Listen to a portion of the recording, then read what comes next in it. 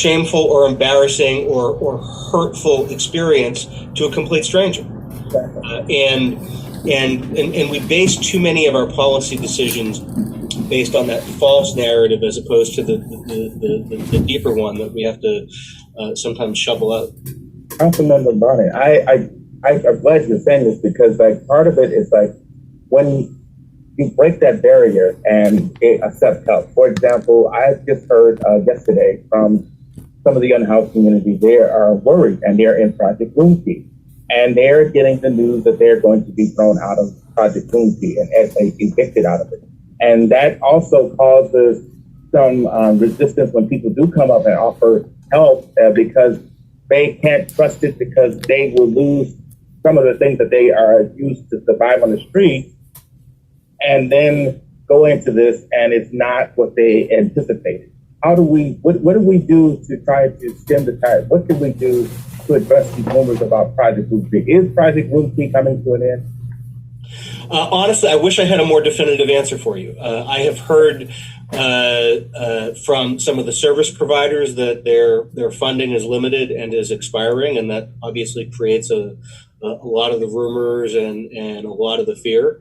Then I'm hearing, it was in this morning's paper today, as we're recording, is Friday, that LASA is about to ramp up and really wants to expand Project Roomkey.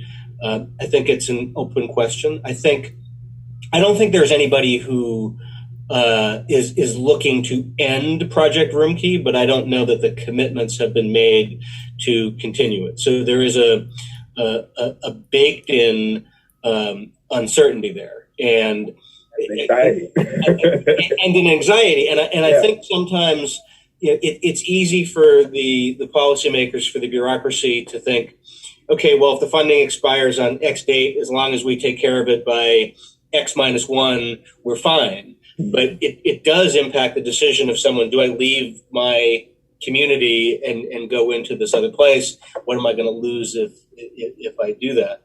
One of the things I've tried to communicate to people that live in my district, they're often baffled by why someone won't leave an encampment to go to a shelter. And often I've heard over the past several years, the emergency winter shelter is open. I offered to give somebody a ride, and they said no. See, they're service resistant. They want to stay on the street. I've tried to pivot it and explain, a different scenario or a different perspective, that you're living on the street. You've been traumatized, victimized, had false promises repeatedly to you. Suddenly a stranger comes up to you and says, I'm going to take you away from everything that is familiar to you and take you to someplace else. No, you can't bring your dog. No, your spouse can't come with you. No, you got to leave your belongings here. I'm going to take you someplace else. You don't really know where it is. And, oh, by the way, they're going to throw you out at 6 a.m. Yeah.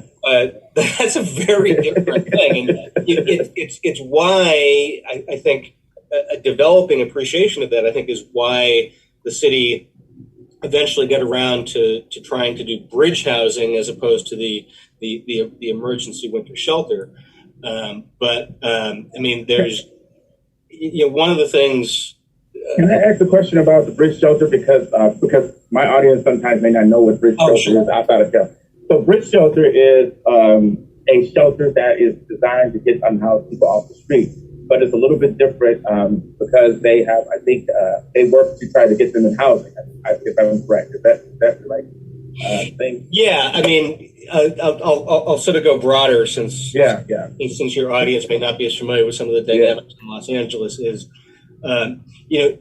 from my perspective, historically, Los Angeles, and this may be the case in other places as well, but historically, Los Angeles has tried to respond to homelessness with one, maybe two solutions at a time.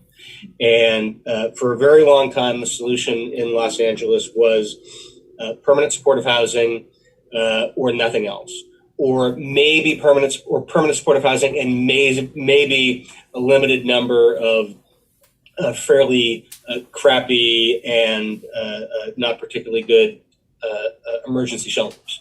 And one of the things I've always tried to do is broaden the range of services and options that are being offered. Given that permanent supportive housing is taking forever, we're letting people live and suffer and die on the streets in the meantime, and there's got to be a better way. So one of the things the city started doing a couple years ago, and it's done it slowly and very expensively, is create what we have called bridge housing, which is a series of I guess 20 or so different, mostly 100 bed transitional shelters around the city, either trailers or membrane tents, which are unlike the emergency shelter program. They are 24/7. They have staffing in place to help do housing placement, case management, facility storage. You can bring your pets. And the idea of bridge housing, which has sort of been really upended by COVID-19, the idea of bridge housing is that it was supposed to be a place to get you off of the street, out of the encampment, while they're finding something more long-term. And the idea was that you'd have 100 beds, but over the course of the year, each bed would serve several people because you'd be moving people through. COVID has Put a damp on that. Yeah. That a lot. So. Well, I have a question too, because there's a conversation piece that I never heard of until as it brought to my attention. Because when you create bridge shelters, there's things called enforcement zones, and I was wondering why because you only have 100 beds, and the unhoused people still magically with over 60,000 unhoused people. If we create these things, where are the unhoused going to go if we create these enforcement zones? Because there's been a push with some NIMBYs to reinstitute police officers and business improvement districts to crack down on that and reinstitute enforcement zones. And for the audience, can you explain what enforcement zones are and how can we? Because I feel that's maybe not forward thinking, because we got 60,000 unhoused people, and we're not magically going to, once we have 100 people in a shelter, that they're not magically going to, especially with the complexities of false promises and other things that go on with the life of unhoused people. Could we talk a little on that? Yeah. So when the mayor proposed bridge housing in his State of the City speech a couple years ago now, the way he framed it, the way he proposed it, and the way it was pitched to communities was you get a shelter that will be an alternative to people living in encampments, and in exchange for the neighborhood taking the shelter, because almost every neighborhood pushes back against them, as we right. The NIMBY movement. You get enhanced enforcement, cleanup, and restrictions on camping in the area nearby. And that has been upended by a couple different things. One is homelessness has continued to increase dramatically. Even though, I mean, it certainly doesn't look this way, but even though LA City and LA County and LASA are housing people at a greater clip than they ever have, much greater clip than they ever have, people are becoming or re-becoming homeless at a greater rate than we're housing them. And COVID-19 is exacerbating that dramatically, and we can see it on the streets everywhere. In the middle of this, in March, I think it was the last meeting the city council had before we went into stay-at-home orders and started doing Zoom meetings. I got the council to agree to follow CDC guidelines, which said do not enforce the taking down of tents, because CDC, Centers for Disease Control, says it will actually make the public health crisis worse. Right before our council recess a couple weeks ago, one of my colleagues tried to slip in an emergency proposal, which wasn't noticed to the public in advance, to change that and begin enforcement again. And I managed on a procedural matter to derail that until later. It's going to come back up again. We have consistently got caught, LA, historically, in a fight over punitive measures and criminalization stuff. Right. Vehicular living or sidewalk camping or whatever. And there are times when we have at council spent hours discussing the stuff. And, every council member is hearing from hundreds of people who are saying, my kid can't walk to school because the sidewalks aren't clear. And that's a legit and a genuine concern. And for people with disabilities, a legit and genuine concern. But, the responsible, the effective way to respond to that is to have as many and as long and as robust discussions about faster ways and less expensive ways to house people than it is to keep dealing with the consequence of the encampments. And but there's also a conundrum, Councilman Bonnet, is because even though we are trying to do that, they're still the same people that complain about that they can't walk or they feel unsafe with their children. And we say, okay, we hear you. We're going to put some places in the neighborhood where they can be, and then they give you and the unhoused community pushback even on that. And their solutions sometimes can be very dystopian, like flinging us out into nearest the desert and things like that. So I mean, it's like it's a catch-22. You want it.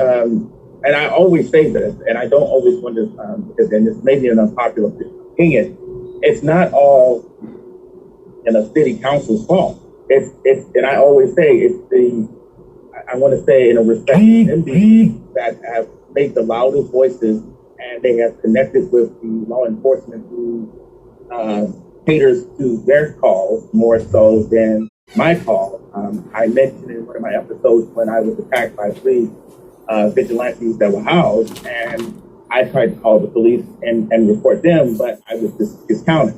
But let me fight back, and they had more of the power to listen to them than they would listen to me. So there is a major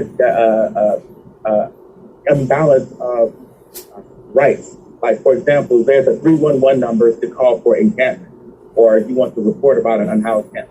But there is no number for what happens when a group of housed vigilantes throw a bag of crap on feces on me or try to set me on fire. The only number that they have is 211. So that also buys into the idea that there is something criminally inherent with unhoused community. So that's the thing that I noticed is like, how can we shift to an educational point that being unhoused is not a crime? And I think that's one of the things I really would like more council members to really start talking to the NIMBYs about. Stop calling them on things that they survive with. It's not against the law for an unhoused person to sit in the park. They have the right to sit in the park. They have the right to go to the restroom. Because I've had police call on me about that. Some dangerous guy just sitting, just enjoying my ease like anybody else, because they're afraid of the children or the older, the elderly, or things like that. So I think that's one of the things that really kind of disappoints me when, like, I feel like the enforcement zones, that thankfully that they are being offended, but I'm also kind of concerned about with Judge Carter's movement, and I for the one audience that's not from California, that there's been some litigious events been going on, and Judge Carter has ruled that unhoused members, due to the safety issues, cannot be over underpasses, overpasses, and nearby within 500 feet. But due to the housing and the COVID-19 pandemic, where are they going to go? And then, too, if people are trying to reinstitute the criminalization piece to dealing with the unhoused problem, that's going to make it even worse. And on top of that, the risk and the lack of eviction bans and moratoriums, that's slowly coming to the end and getting people to be out here over 40 to 45% of unhoused people are going to be on the streets too. So this just looks like we're heading down to a train wreck. That's the better metaphor that I could think of. So can you tell us a little bit about how we're going to accomplish this with Judge Carter giving a deadline in September?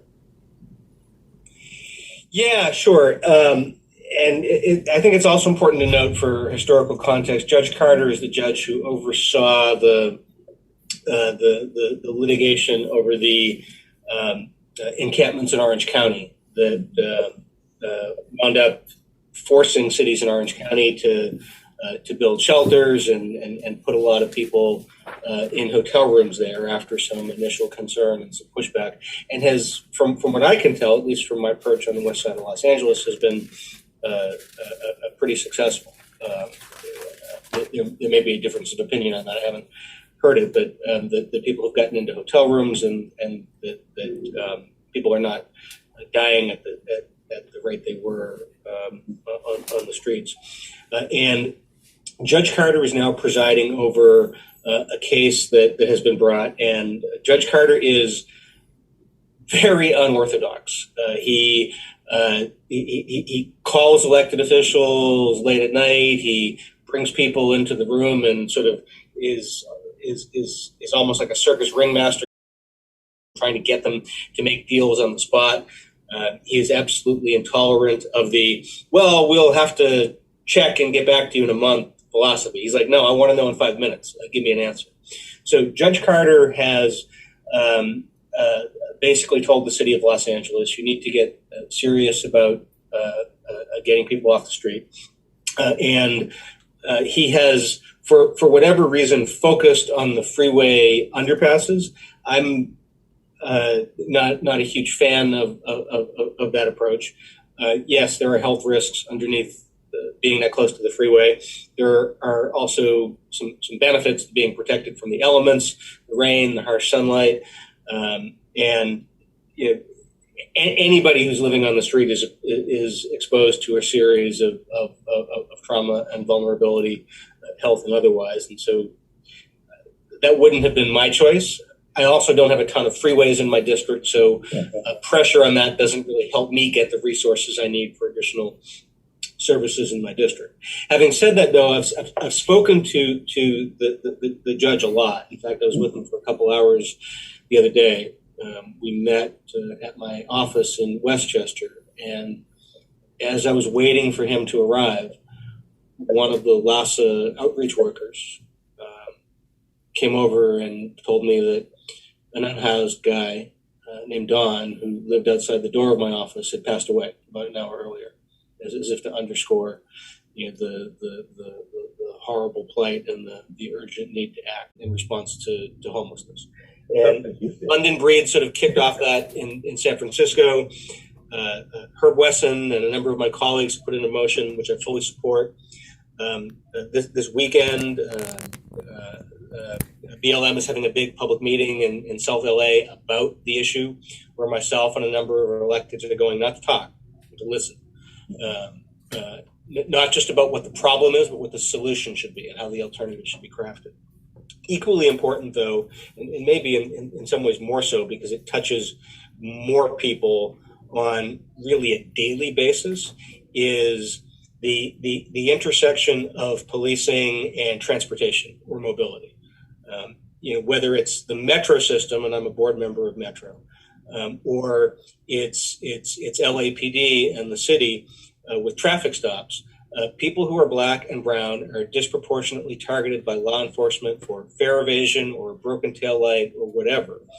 And we want to end the phenomenon of people getting pulled over for driving while Black. And if you do not have freedom of movement on the transit system, walking in your neighborhood, driving across Los Angeles, if you don't have freedom of movement, you don't have freedom. And Marquise Harris Dawson, Herb Wesson, and Karen Price and I, with the full support of our Department of Transportation, are trying to create a different model on how to do that. We'd be the first, I think, in the country to do it, to get police out of traffic enforcement.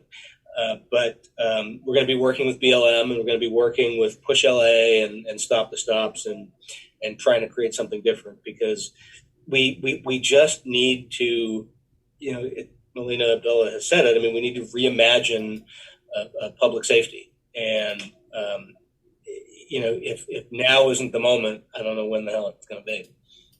Thank you very much, Councilmember Mike Bonin. My time is almost up on the Zoom. And I want to thank my listeners who have been watching and listening.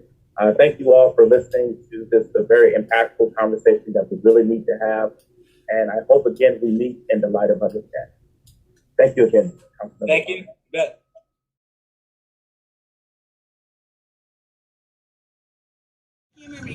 All right, so my name is Pauletta. I'm really honored to be here in Venice. Thank you guys for welcoming me, the Venice community. I love you guys. It was really cool to learn about what's going on over here. A lot of similarities, as Theo knows, what's happening in Chinatown, and that's where I was born. So I'm here to represent Homeless Healthcare. It's the agency I work for. And we've been trying to house people for the last 33 years, okay?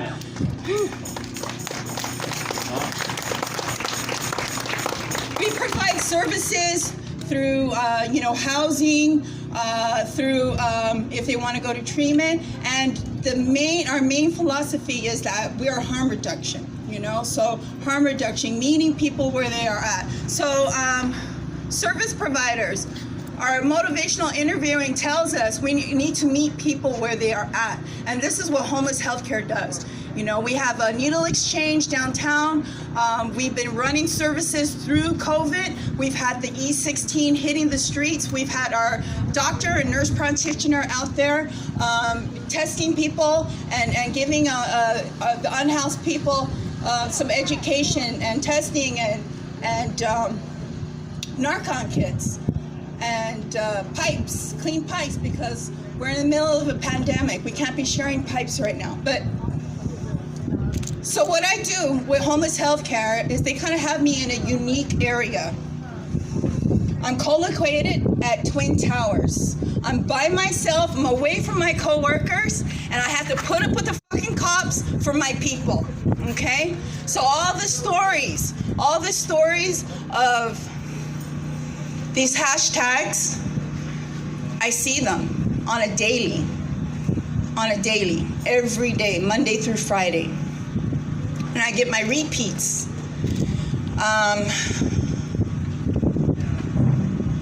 So, the director wanted me to be here, and we really wanted to say, defund the fucking police. Defund the fucking police.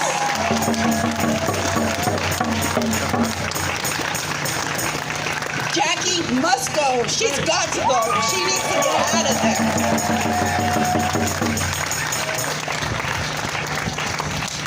So I'm going to tell you guys a little story that I haven't said publicly.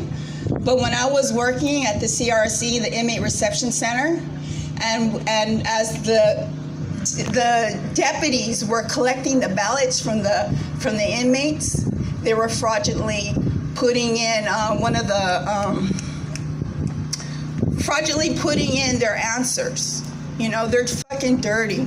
They've got so much dirt. I'm just writing my notes, my mental notes for us, okay? So yes, services, not sweeps. And then I also want to say something about services. Providers, we really need to also look at how we are servicing people, because the way we've been servicing people, it hasn't really been working. It hasn't been working. It's only one way, only one way. There's only one way where we're gonna help you, and you have to go to rehab, and you have to do it just that way. That's wrong. That's the Western approach, We say that we're client-centered. I don't see client-centeredness. We say that we're culturally competent, but we don't have other shit in fucking rehabs, in different services, okay? It's still a Western, very white approach to, how we're gonna service you, And now with Medi-Cal in the picture, okay, Medi-Cal, is running the show. Medi-Cal is so full of shit. Yes, it's good that people can get into treatment, but three months after you've been using 19 years of your life, get your shit together in 90 days? That's crazy. That doesn't work. Let us providers do what we know how to do, okay? So service providers, I want to encourage you to, challenge you. We have to challenge we have to challenge our agencies to do better, And then I also just wanted to say one more thing. Allyship is wonderful. It's wonderful. And this is something that I ask myself mostly on a daily. What are my motives? Am I romanticizing someone else's struggle? Am I making it about me? Because we don't need that shit. No one needs that shit. If you're going to do this work, you need to be present for that person. And remember, each individual is a very different person, very different story. Everyone's fingerprint is different, right? Just like everybody's story. Thanks for letting me be here. Lives not matter. It's my mom not getting the proper help that contributed to my life. It's my cousins, their parents not getting the proper help. My cousin got sentenced to 200 years at 14. And he was sentenced to that because he was in a gang. And he was in a gang because he wanted to feed his siblings. He had no resources. It was what he thought was his only option.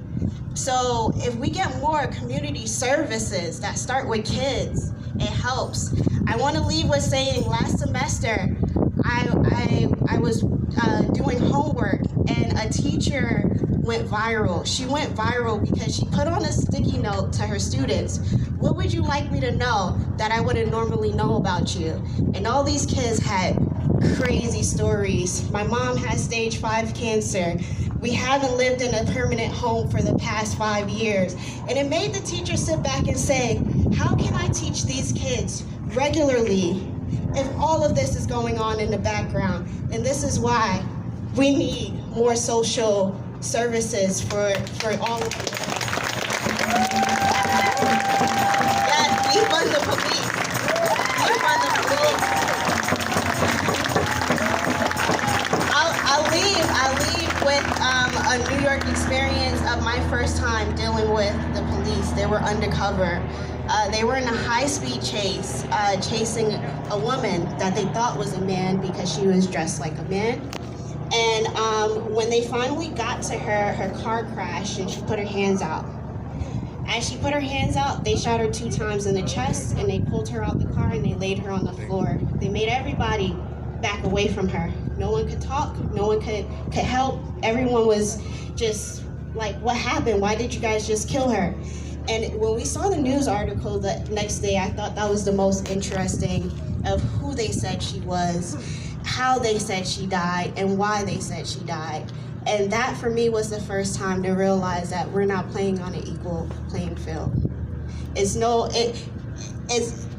very hard to stand up for yourself if you already feel that people are gonna throw things on you, say you're this, say you're that. How can you really say, no, I was innocent. No, this person was innocent. No, they said, oh, she stole candy when she was 12. She deserved to die. So we need to defund the police. We need to continue to grow the kids. We need to continue to ask questions. And we need to wonder why. Why is it like this? Thanks, guys. Okay, so who here has a little sister? Who here grew up with a little sister? Okay. Who here was in a wedding growing up? Who was like a ring bearer in a wedding or in a wedding? Weddings are great, very fun.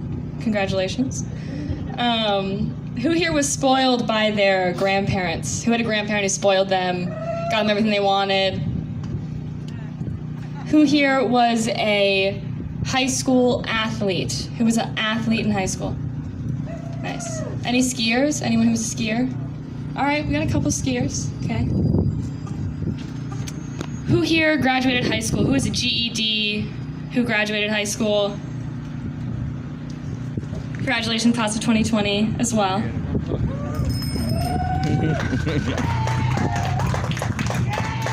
Who here has a son? Who here has the privilege of raising a child, being a parent to someone?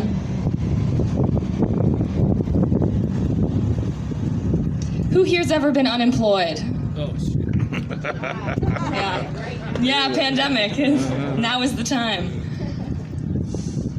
Who here has ever experienced homelessness? Now, I want to define experiencing homelessness before you raise your hands, because people get confused about this pretty often. So having experienced homelessness means that you have lived without a permanent residence. This includes couch surfing, living in your car, living in a night-to-night shelter, anything that is not a permanent residence. So who here has experienced homelessness? Who here has a family that they know loves them and a mom they know loves them?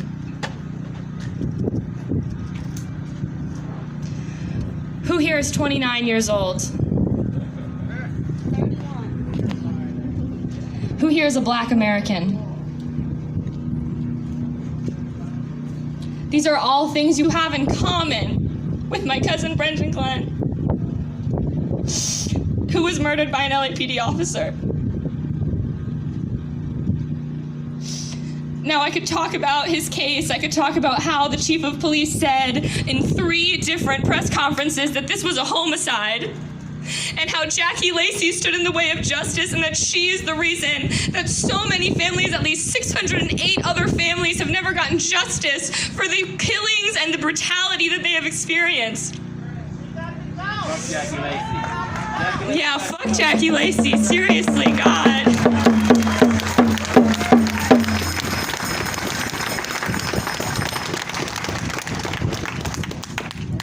But what I really want to talk about is how he lived. And I want you to understand how Brendan lived and who he was.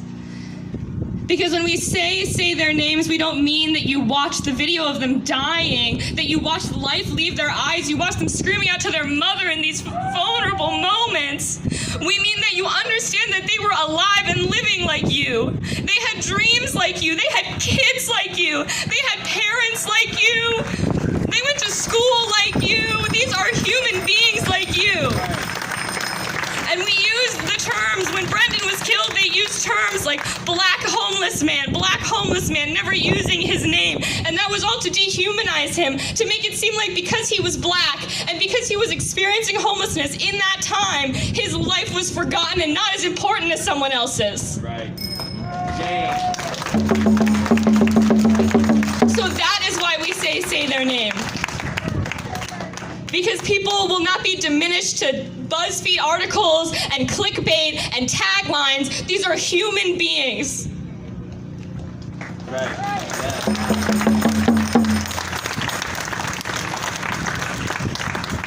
So, say his name.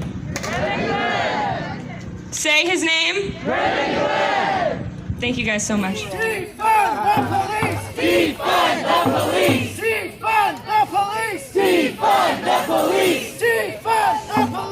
Defund the police! Defund the police! Defund the police! Defund the police! Defund the police! Defund the police! Defund the police! Defund the police! Defund the police! Defund the police! Defund the police! Defund the police! Defund the police! Defund the police!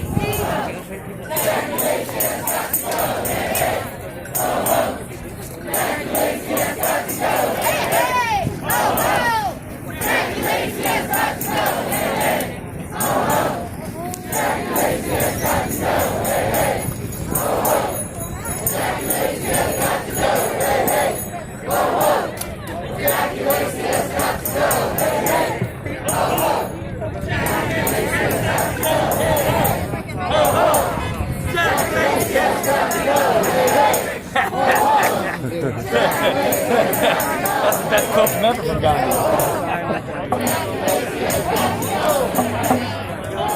We say fight back! They say give back, we say. Fight back. They say, get back, we say. Fight back. Get back, fight back. Get back, fight back. Get back, fight back. That's right, we ain't doing no get back. We ain't doing no fight back, right?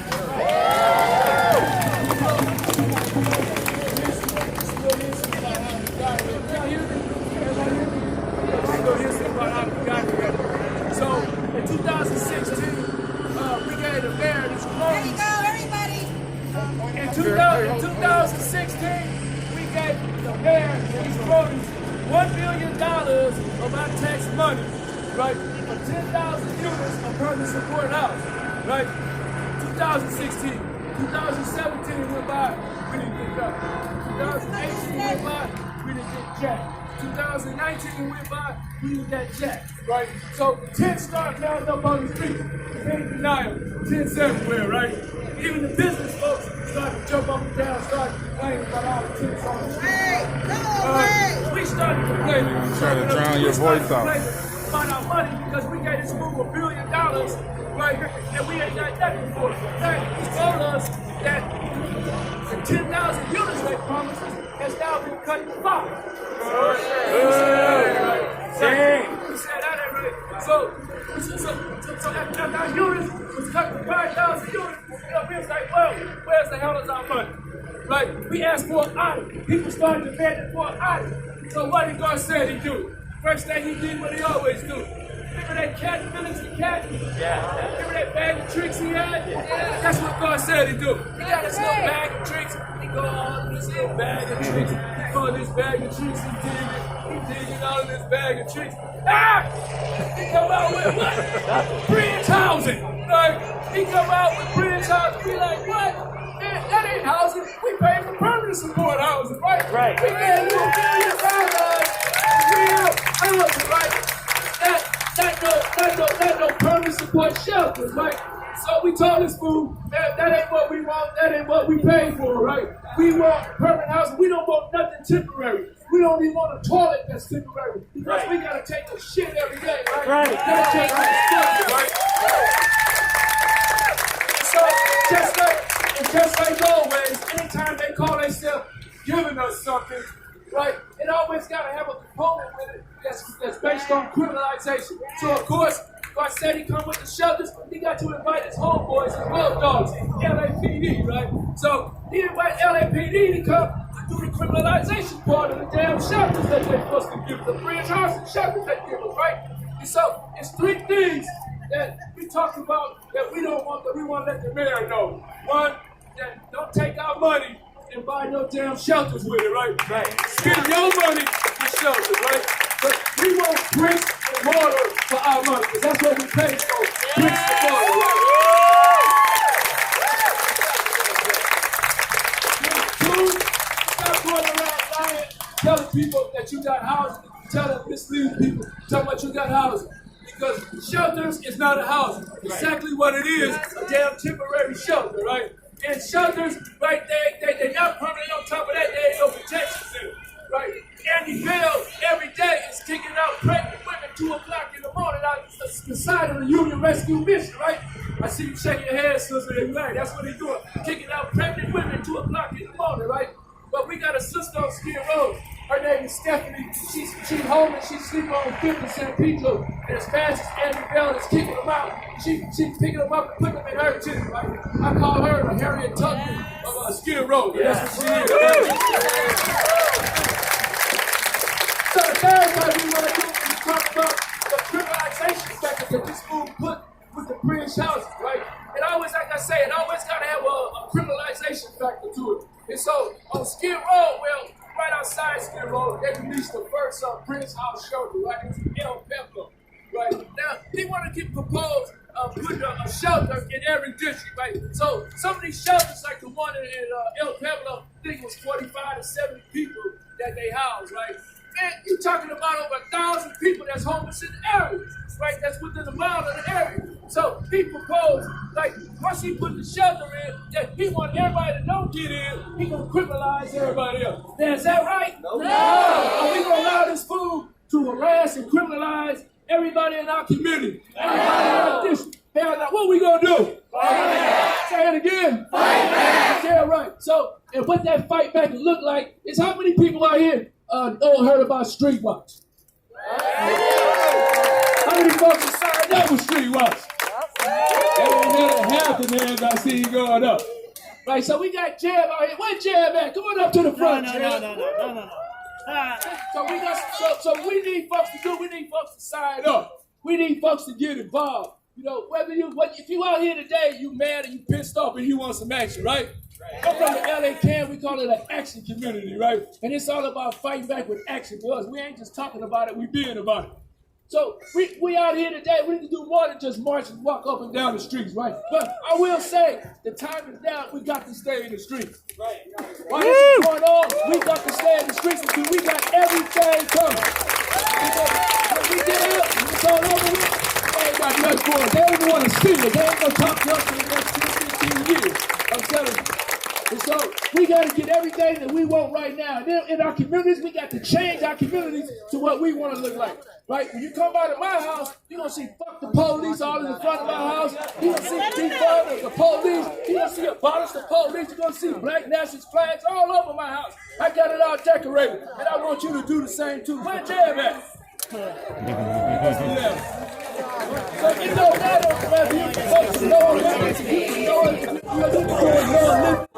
join TSA, join LA Can, join Venice Community Housing, join somebody out here because by you joining those folks, you're going to be joining us because we all together in this fight together, right? We all together. Before you leave here, you got to make sure that you get involved because that's the only thing that's going to keep us making last. So I want to sing a song before we leave, and I need y'all help to do it. Is that cool? Yeah. All right, so we're going to split this mother right down the middle right here. Can I get a line that goes this way and that way, right down the middle? This way and that, right? So we're going to be like the choir at church, right? We're going to be the revolutionary church. On this side right here, we're going to say two things. This side right here, we're going to say no handcuffs, right? Can I hear people say no handcuffs? No handcuffs! Now, what? It's like we don't want handcuffs, right?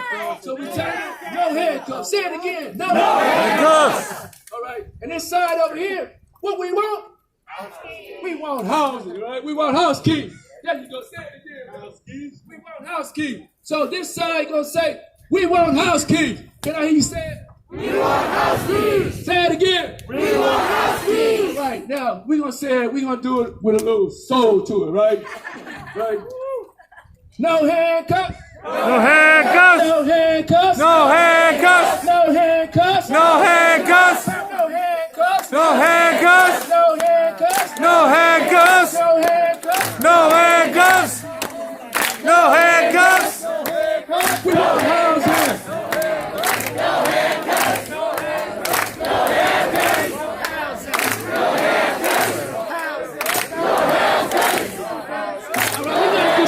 With this. Gentrification! Gentrify community right here. They're trying to gentrify a community. We will not allow it. Gentrification! Gentrification! Gentrification! Gentrification! Gentrification! Gentrification! Gentrification!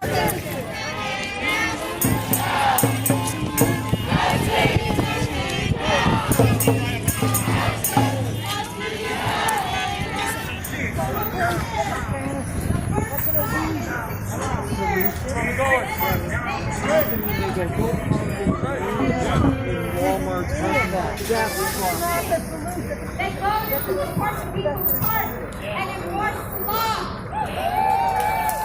The one thing they do right is listen to their bodies 3 years. So I'm going to say this. The following morning, on Monday, they took 2 dogs and took them away. To our hearts with the letter of truth that the children's lives need to be acceptable. We can learn how to take action. I love my dogs, but I never think they're good.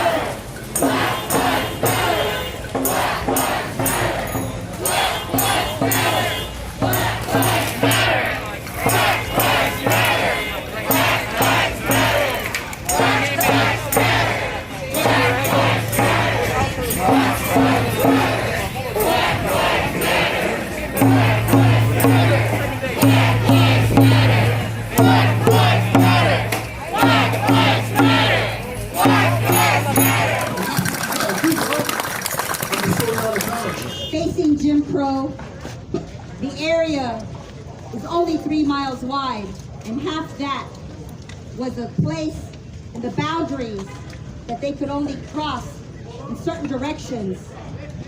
And that isn't Abbott Kinney Boulevard. It's Washington Boulevard, Little Washington, west and east. It was 99.99% black owned. And now you can go over there and buy a $17 latte or a $3,000 rocking chair. That's 3 months of my rent. So that's why we march today. We march today because Brother Africa is no longer with us. A relative whose life mattered. I'm going to turn the mic over to the person named Kathy Sweetser. I apologize that we didn't get to have you speak earlier.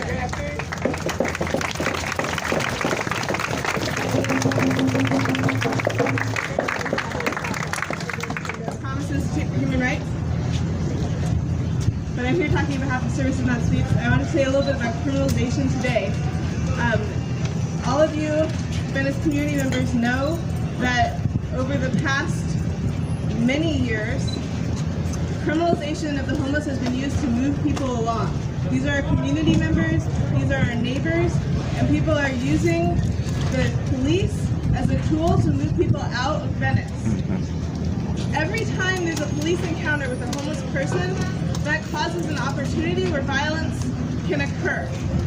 These minor, low-level offenses that are being enforced in Venice, these are low-level smoking, riding a bike, things that should never be criminalized. These criminalization of our homeless people in Venice is used simply to create an opportunity for warrants to issue so that they can be arrested, so that they can be harassed. In 2020, a report came out saying that a third of the police use of force in America, in Los Angeles, a third of the police use of force in Los Angeles was against homeless people, despite a tiny fraction of the people of the total police encounters being with homeless people. And this is because people are using these opportunities to move people out of their neighborhoods. We need to, people who are here, who live in Venice, talk to your neighbors. Tell them that there's no need to call the police because someone's having a mental health crisis. That's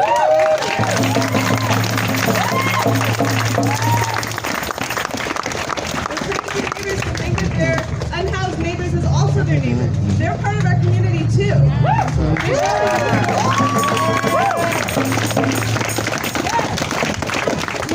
We have to ensure that people in our neighborhoods are not criminalized, are not constantly harassed, and are not moved out. Thank you. And as we would drive and hike and walk through the streets of Venice, one of the now most affluent areas in one of the most affluent cities, in one of the wealthiest states, in the richest country in the world, it was difficult as his parent to try and answer his questions, to make peace with his suffering, to explain injustice, inhumanity, and cruelty to a child. And now today, his little brother comes with equally difficult questions to answer, the hardest of which is, Daddy, when did they start not liking black people? And as we come together today on this ground to gather in memory of Brandon, in solidarity with unhoused lives and black lives, and in recognition of the American story so many of us have been hiding from or hidden by, the intersectionality of Brandon's story has become all of our stories. You see, Brandon's fate was sealed, like many of ours, by the twin evils of American society. The two pillars that we all walk through when we are born inside this country. The two components that, from inception, needed each other. Racism and capitalism. You cannot separate the two. One is an economic system that necessitates the exploitation of a set of people, and the other, race, is the means by which that set of people was created, then divided, and then subjugated. Brandon could have been in my family. It struck me how much we looked alike. He could have been my brother. And he, like me, is caught and trapped in the inescapable web of a country that devalued his existence on every level. To be poor and black in America is by design. It is not an accident. It is by design. And I realize that many of us, for many years, too many years, have comfortably turned our heads from this ugly truth. But it is our truth, and we come together now in 2020 in the spirit of truth. We do come together in the spirit of truth, right? Okay. So Brandon's truth, and Margaret Mitchell's truth, and Richard Castillo's truth, and our unhoused have become the forgotten of the downtrodden.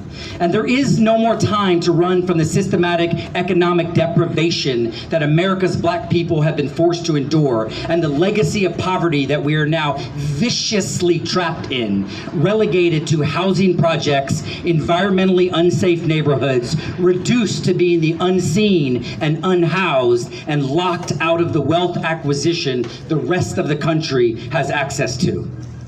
For me, Brandon's case highlights two things: police brutality, excessive force, and the other is police protection and the government's repeated unwillingness to prosecute. Until we are ready to smash this system where district attorneys refuse to bring police in front of a jury, protected by probable cause and qualified immunity, and my life was in danger, and he was going for my gun, and he had superhuman strength, then we will watch this story again and again and again. We have a system that must be changed when the color of my skin makes me suspicious and justifies a 911 call, which ends up with me being dead when I have committed no crime. In Brendan's case, if you don't know, his murderer's own police chief recommended prosecution. The cop whose gun he was allegedly grabbing says he didn't feel anything. And an independent civilian review board recommended prosecution, and who comes in? Your finest DA, Jackie Lacey, to say,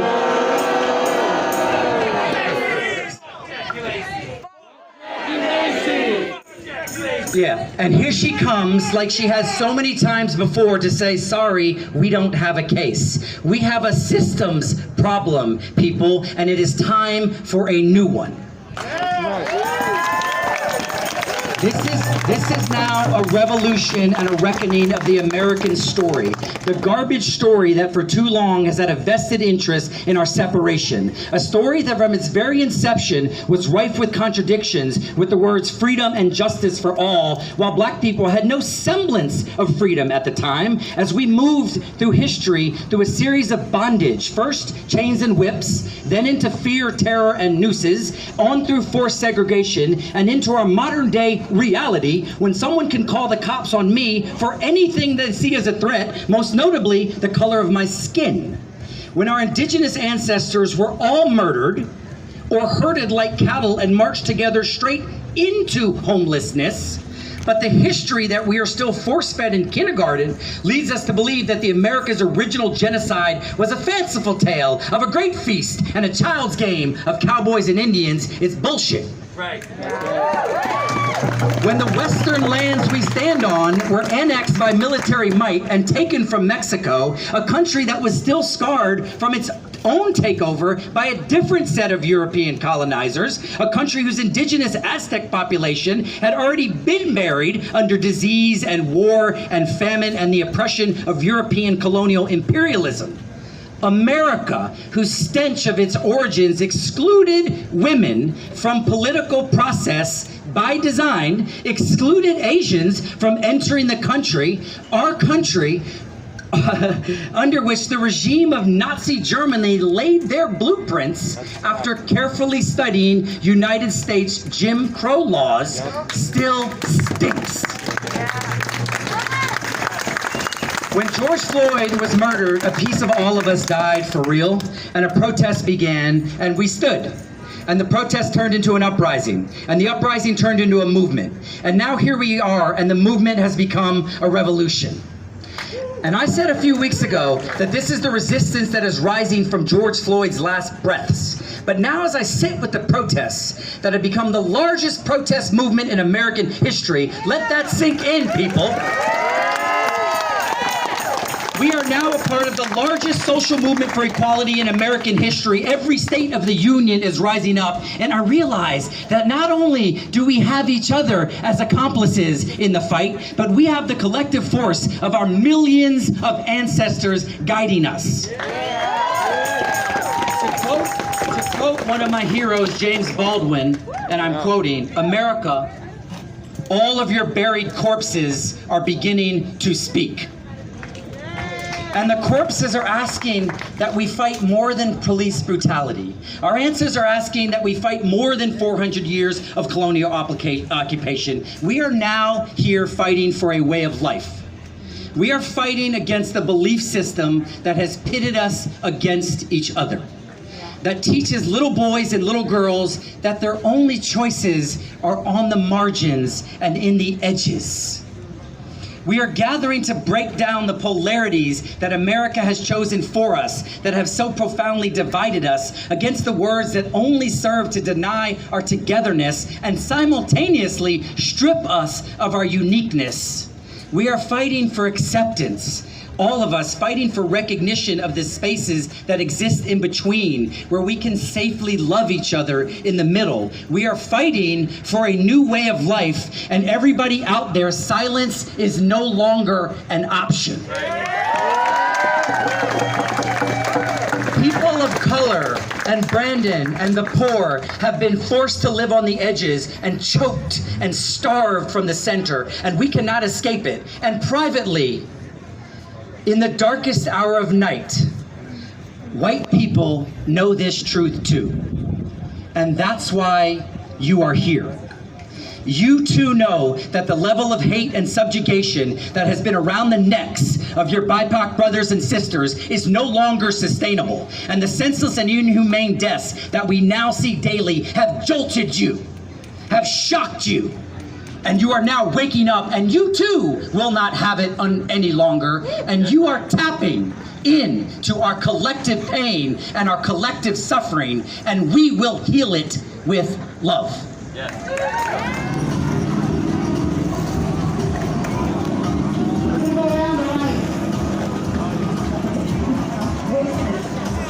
Say her name. Say her name. Say her name.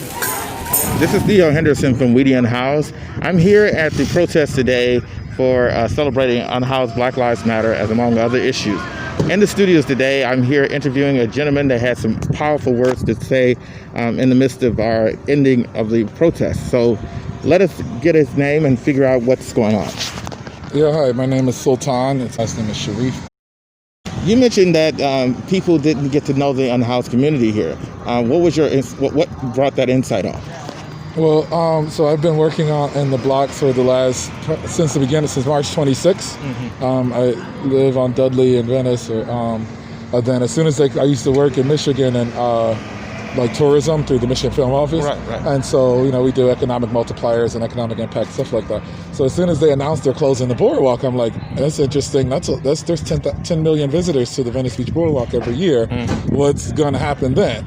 Then they said they're closing all of the restaurants. I'm like, okay, but that food feeds like there's 800,000 visitors a month eating at various restaurants. What's going to happen then? And there's a drug version of that network, and then they closed the libraries and all of the indoors inside of Starbucks, which has the infrastructure for people charging their phones. Exactly. Right. And so like, what's going to happen then? So immediately, as soon as I hear that, my brain, because of my old job, goes to like all of these services that are going to need somebody to replace them and all of these resources. So I'm waiting around for the semis to come rolling in or something, you know, to help. Right. Nothing. First weekend. And then I start seeing people who I know, I've been living there 10 years, fighting and different things. He took this tent, then they released 1,100 people from LA County, and then they all hit the block. Yeah. So I came out, saw this young man singing who had just gotten released in flip-flops. And they didn't even tell him what COVID was. Yeah, he was like, why are people wearing masks? Like, what the heck is going on? And then he hit the block in like downtown, then came to Hollywood, then landed in Venice. So I ended up starting this whole project with him, trying to document a lot of the stuff. But anyway, so since then, March 26th, all of April, I ended up getting in a fight with my friend, so I ended up homeless for a month. April, although I was privileged enough to have family who were able to get me a hotel or whatever. So all of April, found a spot in May, and then now all of June. And so as I'm working with everybody and trying to help people work on various little plans, we tried to build a unit that ended up getting run over by a pickup truck in a threatening block type way.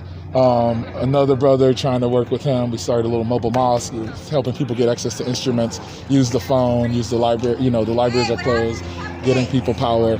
And so anyway, then Eric, the thing happens with George Floyd, and so everything blows up. Exactly. And so now everyone forgets about COVID and they all start like coming outdoors, right? But they've been struggling on the block. People drop off food. They do drop off food, but a lot of what people need, like a way to use the phone regularly, a way to, just very basic things outside of just dropping off your Whole Foods bag because you bought, which is lovely and beautiful and absolutely necessary. So anyway, then that's been a big thing, trying to document, I've tried 8 or 9 different ways and failed to put out some sustainable resources.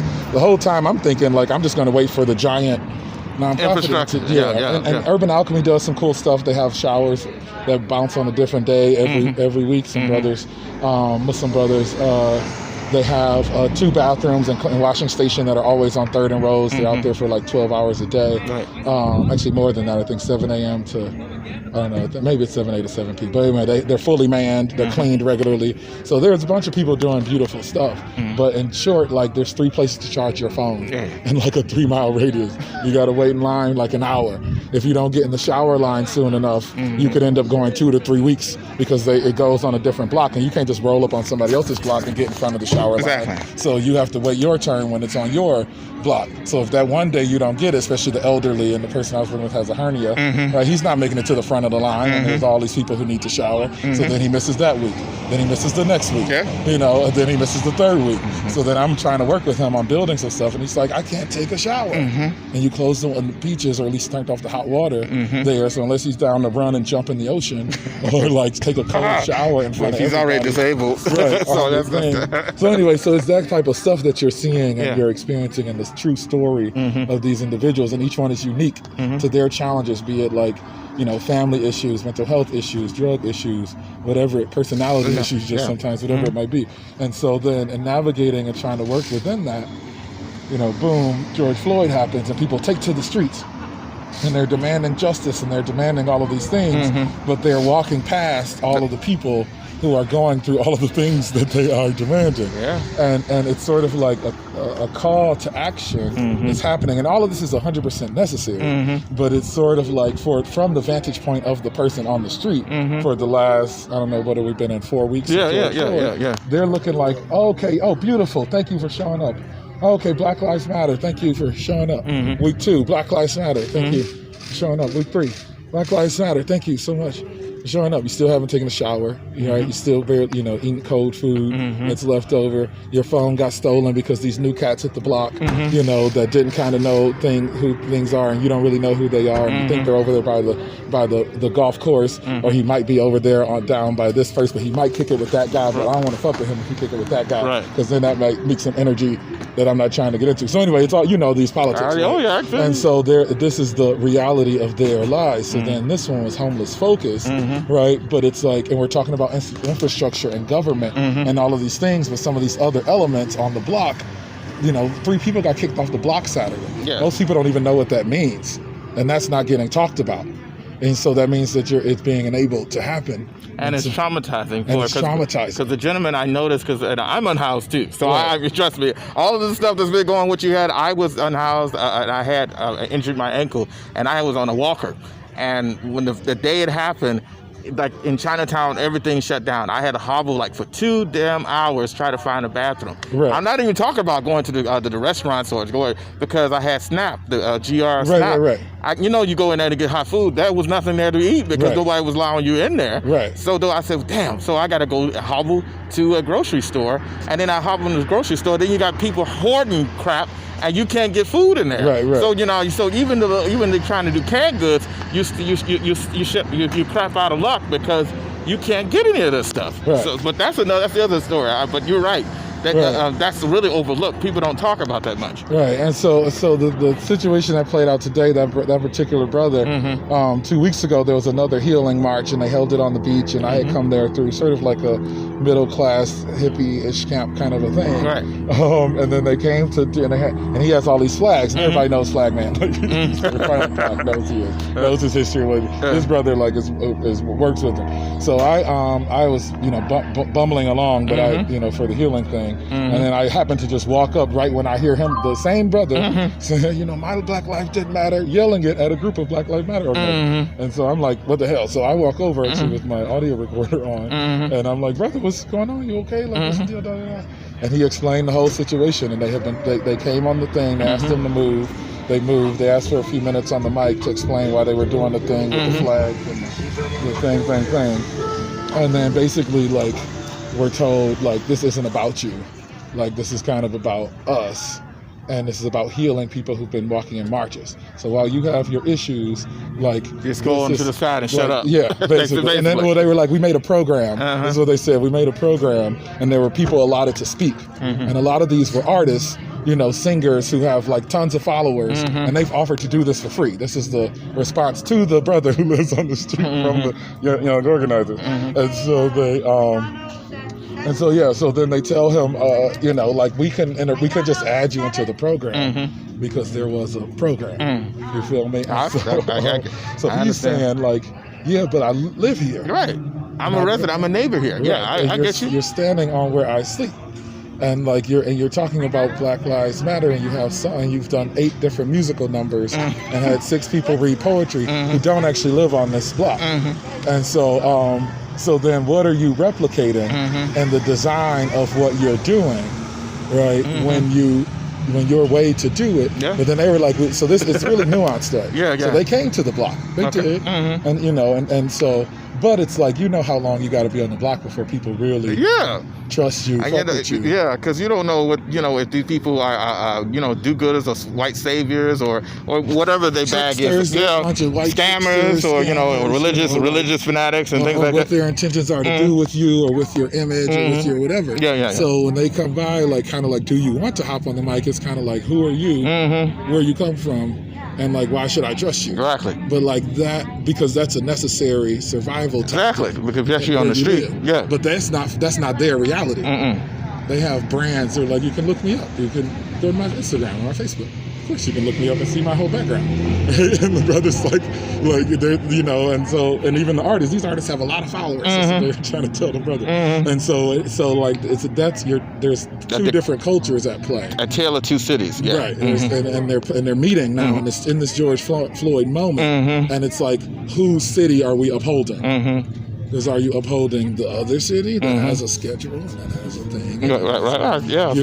Or are you upholding the one where like some shit pops off on the block and you stop and you see what's up? Yeah. And everything that might have been your plan I have learned not to make any plans when I'm coming to the block. Exactly. Me at 10 o'clock? No. That's very true. Me on this corner? I was just telling someone, I said, it's moment to moment. You could have the best laid plans and then cops jump off or have you up against the wall, take your stuff, and then now you're at 0 and you got to start your whole freaking day backwards in order for you to get forward. And it might take you 2 or 3 days to just get back to the vibe that you were on before I got fucked up. Yeah, right? like when you get robbed and shit. Yeah, I know like perfectly just what you that mean. one little item that connected a bunch of stuff. You know? Man, I lost my ID and social security card down in Chinatown, and this is like over 7 or 8 times I've lost it. Man, I was so freaking mad because I lost it during COVID, and I couldn't get, like the whole. I'm not from here. Chicago just shut down. I mean, there ain't nobody giving no birth certificates out. There ain't nobody there. So I'm like, fuck.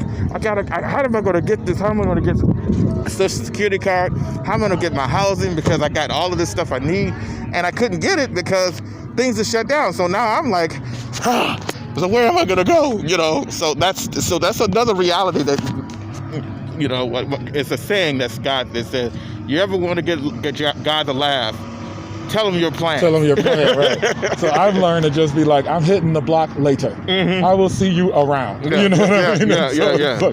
And that's another thing that's built into a lot of these systems. Exactly. We were trying to get one of the sisters into the hotel Project Room Key. Yeah. And they got to call you back. Mm-hmm. But then, and she don't have a phone, so she's in my phone. She's in Dottie's phone, this young girl from Santa Monica College, who be out on the block helping people. Right. And so you're playing phone tag for 5 days with so-and-so in the office because they have layers of stuff they need to process through. Exactly. Why couldn't you figure out that system if you don't got no phone? But then also here's the thing too, like then they get you in there, then there's a whole nother process. It's a whole nother process. You got to get wanded like you're in jail. You got curfew. I mean, and the thing is when people tell you all these things, and then I had people tell me people going in their rooms taking their stuff and stuff. So it's a whole different reality that people have no idea what's going on. Right. Mm-hmm. And so that's the sort of salt in the wound when you're sitting on the block, and then this happened to him the last week with a bunch of young people and artists, right? And then it happens again, and so I was trying to tell the elders, love you too. I was trying to tell the elders this, but it's a tricky thing. It's very nuanced, right? Yeah. Because they're trying to plan and they're trying to curate and they're trying to bring people in, and so I can talk all day. I talk too much. Yeah. And I was trying to tell David, which is a thing I've dealt with my whole life, so I'm just kind of used to the flow of it. I am loud and I'm dramatic and I'm an artist and I'm passionate and I scream and I yell and I cry, all in 5 minutes. And it's very raw for me and not thought out and not planned and not always respectful even, but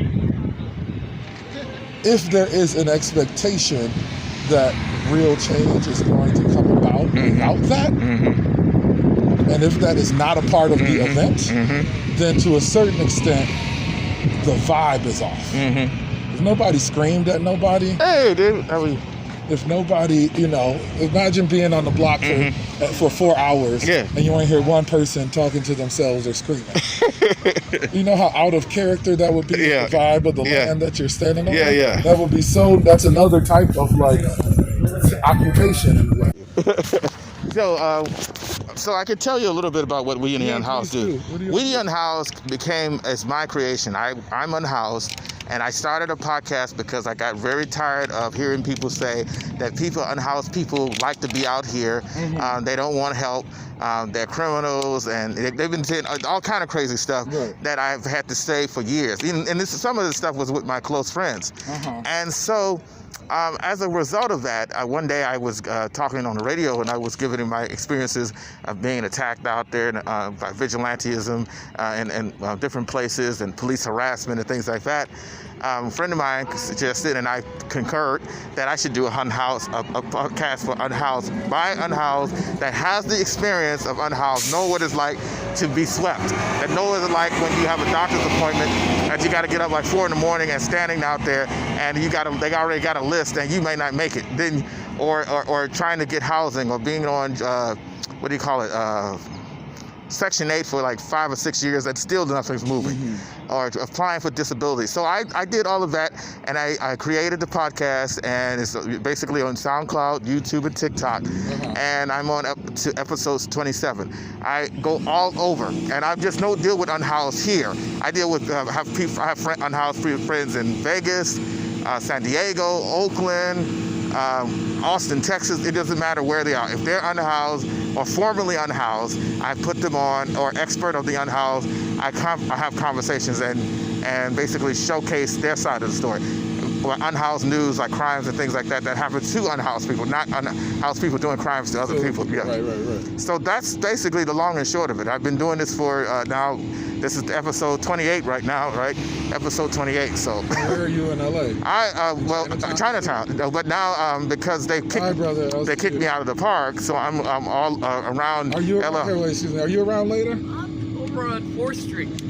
But, you know, we are done with the Sunday, now on to the Monday. On to the Monday. Mm-hmm. That's the plan. The Monday is happening right here. Actually. Yeah. Sunday. Yeah. So that's the long and short of it. Like I said, thank you for the work you're doing. Thank you for it, because like it's a lot of work, but I feel this is important. I'm trying to keep the door open that house people have their own media and try to show what our side of the story is. And it's no finger wagging. I know that people are all type of life. Life happens to everybody. People are not perfect, so that comes out too. I don't care. I just want our side, our humanity shown, other than someone looking at we were just a bunch of lunatics or thugs or something. Oh, right.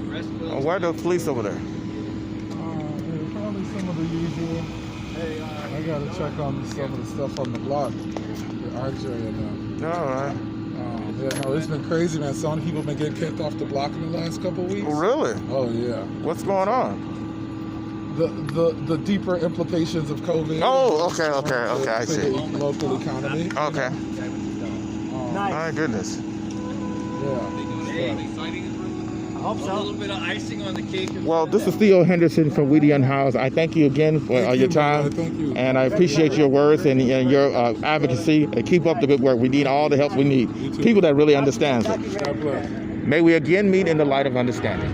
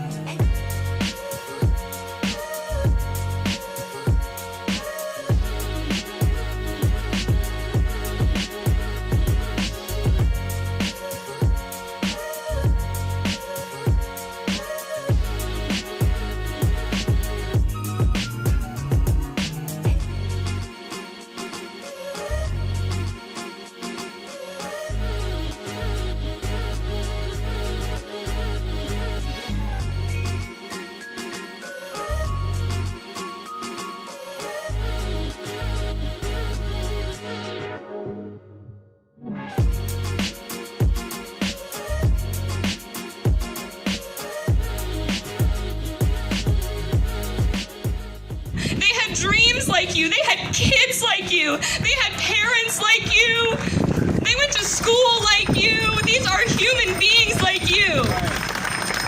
And we used the terms, when Brendan was killed, they used terms like black homeless man, never using his name. And that was all to dehumanize him, to make it seem like because he was black and because he was experiencing homelessness in that time, his life was forgotten and not as important as someone else's. Right.